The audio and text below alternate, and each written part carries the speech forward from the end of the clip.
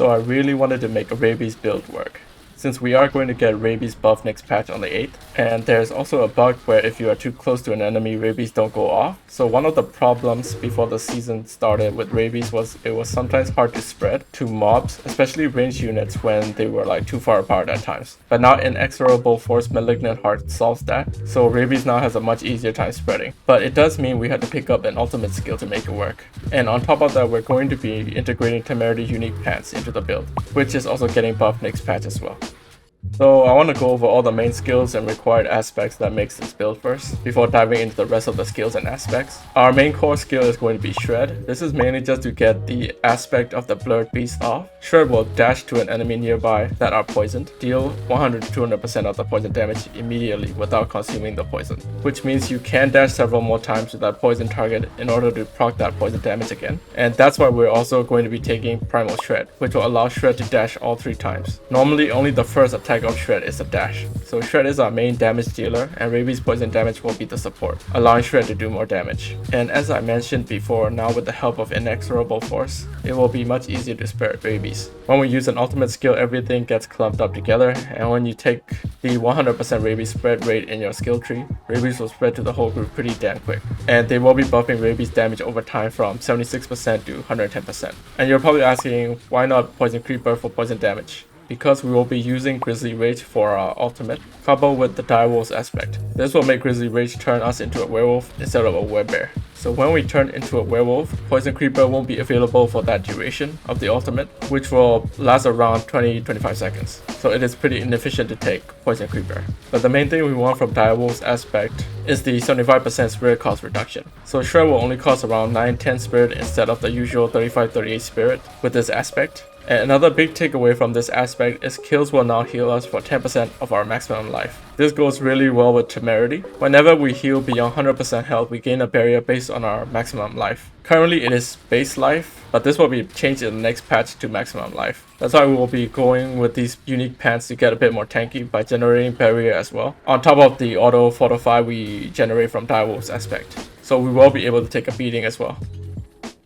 Now I want to go over the rest of the skills. For our basic attack, we're going with Storm Strike, because we want the damage reduction and the chance for vulnerable with Fierce Storm Strike. And since we'll be running Tempest Roar Helmet, this skill will be available still when we turn into a werewolf with Grizzly Rage. So we're picking that up for basic skills, and we're gonna put all 3 points in Wild Impulses. Core skills will deal more for a bit more cost of spirit, which doesn't really matter to us when we go into Grizzly Rage form, so we're definitely picking this up. And of course we're gonna max out Shred and take Primal Shred so we can dash 3 times. And then we're gonna have 3 points in Predatory Instincts, and we're gonna take Movement Speed too, because most of the time we're gonna be in werewolf form. And then we're gonna max out Blood Hull here, mainly because we want to heal as much as we can since we do want to get barrier from Temerity. So in this build we will be maxing out Blood Hull, and then we're picking up all 3 points in Vigilance. We get a damage reduction whenever we use Blood Hull, and we are picking up Preserving Blood Hull. We gain attack speed for 4 seconds, since we don't really need the spirit generation for this build. And then we're going to be picking up 1 point in Hurricane and Natural Hurricane just for more vulnerable chance. We are taking Hurricane so that we can proc our Spirit Boon, Calm Before the Storm. Since Hurricane is doing nature magic damage every second, gives us more chance to reset our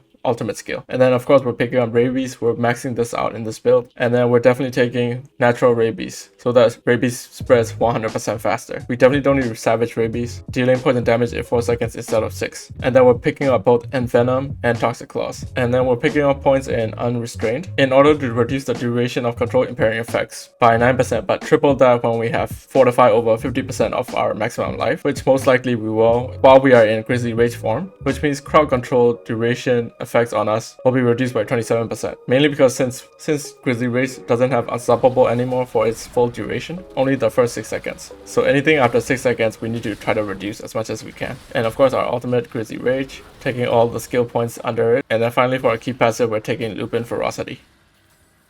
Now for the rest of the aspects. So I've already covered aspect of the Blurred Beast Direwolf aspect. And for Direwolf aspect, you want to put it in your amulet. Only then your spirit reduction will be around 75%. If you put it on a ring, it will be around like 50% spirit reduction only. And for this build, I'm running a one-hander and an offhand so that we can fit more aspects in. And I have Blurred Beast in my main hand. And then for my offhand, I have Aspect of Rampaging Rabies. This will increase the duration of Grizzly Rage by 5 seconds. And then it will increase our critical strike damage by 10% during its duration. And for one of the rings, I went with Aspect of Retaliation. Our core skill damage is increased by 40% based on the amount of Fortify we have. While we are in Grizzly Rage form, we are generating Fortify every second. Since if we activate Grizzly Rage, we generate 8% of our base life as Fortify every second. And then for the second ring, we're going with Accelerating Aspect. Every time we critical strike with our core skill, our attack speed increases by 25% for 5 seconds. And this is really good for Shred builds since Shred also scales off. Shred's 3 attacks also attacks faster with attack speed.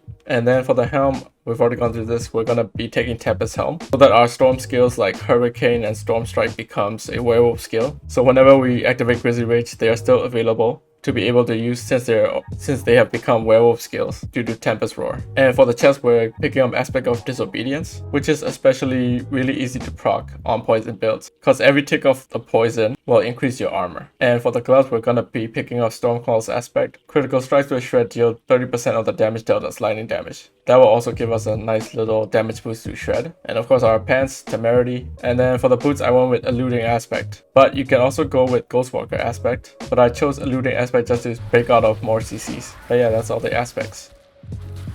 For the gems, I went with Emerald for the weapon, more critical strike damage to vulnerable enemies. And for this build, I went with Ruby, just to increase my maximum life. Since next patch Temerity's barrier amount will be based on maximum life, so we want to try stacking life, yeah? And for one of the hearts, I went with the Lion Heart. So you gain 15% barrier generation. And here's the neat part, you heal life per second while you have an active barrier. So there's like a cool interaction with Temerity where barrier's duration is like forever. Since if you heal, if you're beyond 100% life, you gain a barrier with Temerity.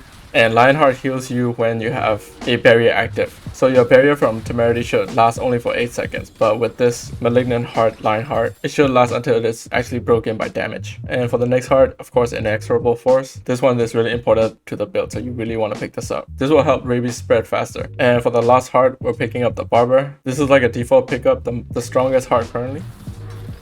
For our Spirit Boons, we're going to be picking up Advantageous Beast. We want to further reduce the duration of control impairing effects by 15%. And we're going to be picking up Side Talents for the critical strike chance. And then we're going to be picking up Calamity just to extend the duration of Grizzly Rage by 25%. And we're going to pick up Masochistic. We have a chance to heal 3% of our maximum life. This will also help with Temerity, barrier generation. And lastly, Calm Before the Storm. Every time we damage mobs with Hurricane or Storm Strike, we have a chance to reduce the cooldown of Grizzly Rage. Now for the gear, I also included helmet and pants just in case you don't have those uniques. But if you don't have Tempest Roar, you will need to pick up Claw as your basic attack since Storm Strike won't be available when you turn into Grizzly Rage form. And in pants, if you don't have Temerity, you can even pick up ranks in Rabies. But yeah, for our chest, we're going with damage reductions from close and distant and try to pick up max life and total armor. And the glove is really important. You definitely want ranks in Shred. And then try to look for something like critical strike chance and try to look for attack speed. For this specific build, I even included up to 5% chance to heal with a lucky hit, even more barrier generation. And for the boots, of course, movement speed, and try to pick up something like total armor while in werewolf form. Amulet, you're looking for something like cooldown reduction, ranks to Envenom passive. Envenom passive is you get critical strike damage to poison enemies, and then something like willpower and total armor. And for both rings, you want to look for critical strike chance first, and then critical strike damage, vulnerable damage, maybe vulnerable damage over critical strike damage first. And then you could go max life, or if you want more damage, you can even go something like critical strike damage with werewolf skills. And for your one-hander, I want a critical strike damage, vulnerable damage, core skill damage, and willpower. Offhand, you want something like critical strike chance first, gets up cooldown reduction. I even put in more chance to heal, and then willpower. Okay, so for the Paragon boards, the first board I went into is Heightened Malice. Because for this build, that's the only legendary node that we're going to be picking up. And also the rare nodes in Heightened Malice board are pretty damn good for this build too. So you want to go into that board first. Nodes like damage to poison enemies, damage to elites, and some armor node here. But yeah, for this build, we're just only going Heightened Malice. But the other legendary nodes doesn't really give us that many benefits. So instead, we're going to be trying to grab as many glyphs as we can. For the first glyph, I went with Territorial. We get damage damage reduction against close enemies, and we deal increased damage to close enemies. For the second one, we're going to be picking up Spirit, more critical strike damage. And for the third, we're going to be picking up Bane, and we definitely want to go into the Inner Beast Legendary node board also, because there's a lot of good armor nodes here, so you want to pick up those armor nodes too. But on this board for the Glyph, we're going to be picking up Bane. You deal increased poison damage, and poison damage effects have 10% chance to deal double the amount of damage over the duration, so there's a chance Rabies can do double damage. And then the fourth Glyph, I went for Tracker. Poisoning damage effects last 33% longer, which means 33% more damage with Rabies. And the bonus, we also do increased damage to poison targets. And the next Glyph that I got is Werewolf. Damage reduction while in werewolf form, and we deal increased damage while in werewolf form. And for our last Glyph, we're picking up Undaunted. You gain up to 10% damage reduction while you're fortified, and you deal increased damage while you're fortified. But yeah, that's all for Paragon boards. Just one legendary node and 6 Glyphs. But yeah guys, that's the build. It should be even stronger next patch with buffs to Temerity and Rabies. I'm definitely looking forward to trying it out next patch. And if you guys enjoyed the video, don't forget to smash the like button. And if you like more builds like this, you can subscribe because I'm definitely putting more out. And again, thank you guys so much for watching.